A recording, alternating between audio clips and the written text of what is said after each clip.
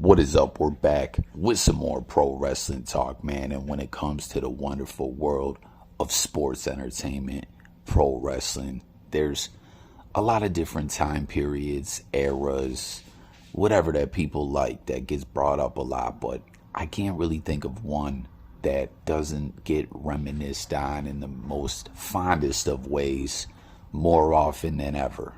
You know, that just is, in most fans' opinion, and myself, I would agree as well, second to none, the greatest era of wrestling ever, the Attitude Era. And what I didn't really realize is there's a debate on when exactly the Attitude Era started. Let me know when you think that exactly was. You know, I've heard some say, you know, if you want to get technical, they believe when Austin cut that promo at the King of the Ring, what was that, 96? He wasn't originally slated to win that. Things got shook up, things changed. Triple H was being punished, among other things, I believe, right? And he stepped in and did his thing, and we know that was a beginning of an amazing run as Stone Cold Steve Austin. Turned out to be one of the greatest runs and careers ever of any wrestler, right? But when he cut that Austin 3:16 says, I just whooped your ass, you Bible thumping, Thunderbird drinking, over the hill washed up bum, to Jake the Snake Roberts. Man, that was a crazy promo, right? I've heard someone else take it back to a moment in time when Bret Hart, what was it? Was it Diesel? Shout out to my guy Jay Millie. He said, no, it's when he I can't remember, something with Bret Hart and Diesel. There's a lot of different exact moments in the history of WWE that, you know, people will say when the Attitude started. But I guess technically when WWE would say that Attitude Era started is this date that is a moment in history 26 years ago. I would say this is when Vince McMahon officially declared that the Attitude Era had begun. It has been said that anything can happen here in the World Wrestling Federation, but now more than ever, truer words have never been spoken. This is a conscious effort on our part to open the creative envelope, so to speak, in order to entertain you in a more contemporary manner. Even though we call ourselves sports entertainment because of the athleticism involved, the key word in that phrase is entertainment. The WWF extends far beyond the strict confines of sports presentation into the wide open environment of broad-based entertainment. We borrow from such program niches like soap operas, like The Days of Our Lives, or music videos such as those on MTV, daytime talk shows like Jerry Springer and others, cartoons like the King of the Hill on Fox, sitcoms like Seinfeld, and other widely accepted forms of television entertainment. We in the WWF think that you, the audience, are, quite frankly, tired of having your intelligence insulted.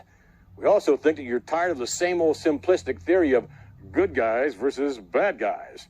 Surely the era of the superhero who urge you to say your prayers and take your vitamins is definitely passé. Therefore, we've embarked upon a far more innovative and contemporary creative campaign that is far more invigorating and extemporaneous than ever before. However, due to the live nature of Raw and the War Zone, we encourage some degree of parental discretion as it relates to the younger audience allowed to stay up late. Other WWF programs on USA, such as Saturday Morning Live Wire and Sunday Morning Superstars, where there's a 40% increase in the younger audience, obviously, however, need no such discretion. We are responsible television producers who work hard to bring you this outrageous, wacky, wonderful world known as the WWF. Through some 50 years, the World Wrestling Federation has been an entertainment mainstay here in North America and all over the world. One of the reasons for that longevity is as the times have changed, so have we.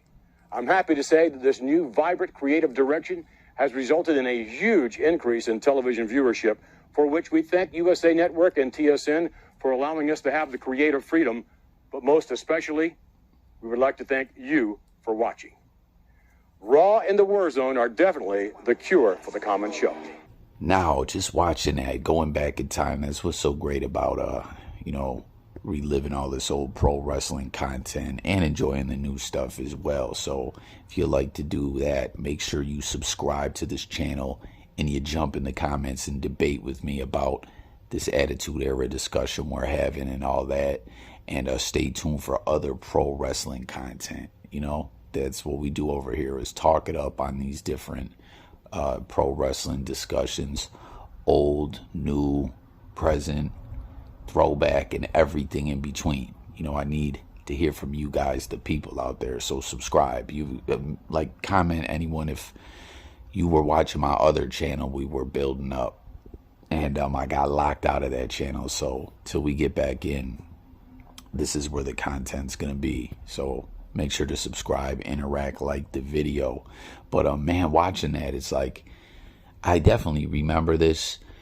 And I don't know, I feel like some fans may think that this was a controversial decision. You know, it's so different nowadays where kayfabe is not just broken, some would say dismantled. I mean, you got the content where wrestlers do interviews as themselves, not as the wrestler or the character that they're portraying in the ring, you know. But then when they go out there and wrestle, obviously kayfabe is still intact, but you guys get what I'm saying. There's just two sides of that whole discussion now that there wasn't before, you know, where it was a different world. And it's kind of wild in this instant.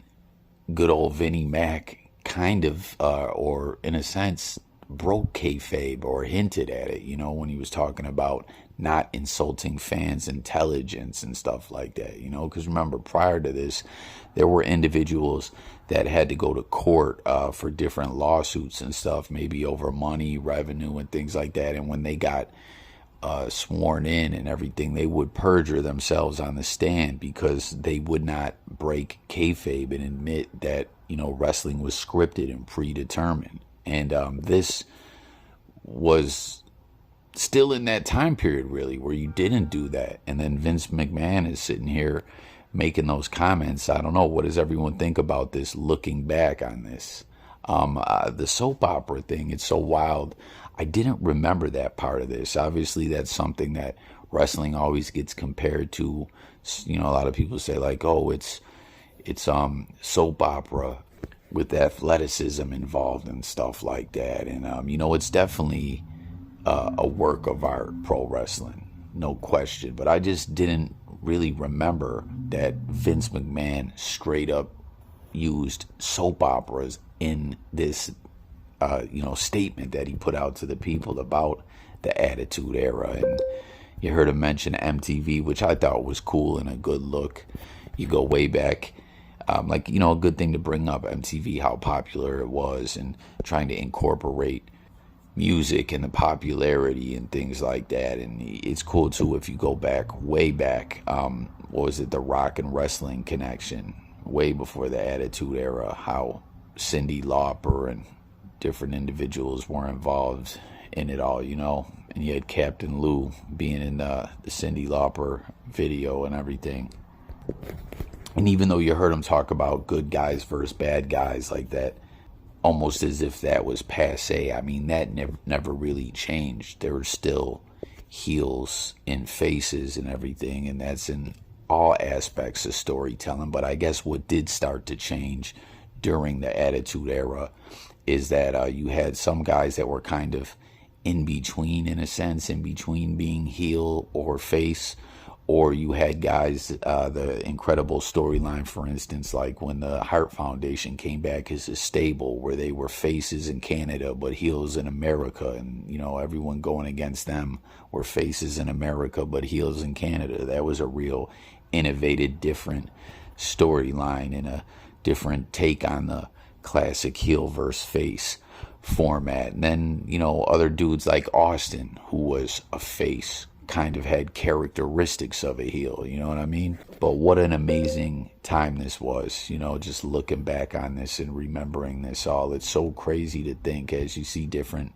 individuals were reacting to this and speaking about it. One of the things someone brought up is how, like, a year later, WWE was crushing WCW in the ratings, and this kind of, in a way, was the beginning of the end for WCW.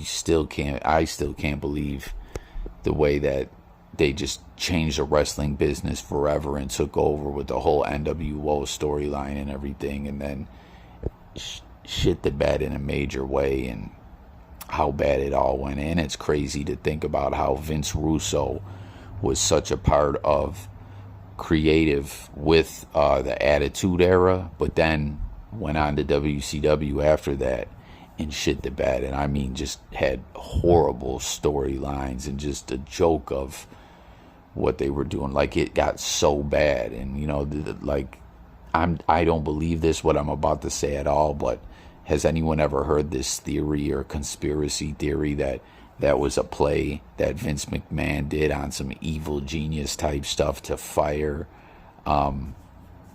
Russo, knowing that he would go to WCW, and it was all really a setup that he would have him go there and burn it all down and fluck up on purpose? Again, I don't believe that, but that's just a conspiracy theory. I'm just curious to know if anyone else out there ever heard that. But man, the official beginnings of the Attitude Era, self-declared by Vinnie Mac. Here we are all these years later, 26 years later, anniversary. Let's talk about it all in the comments. Subscribe, and I'll catch you guys on the next one. And also comment your favorite moments of the Attitude Era and superstars and stuff like that. Subscribe, and I'll talk to you guys later. Peace.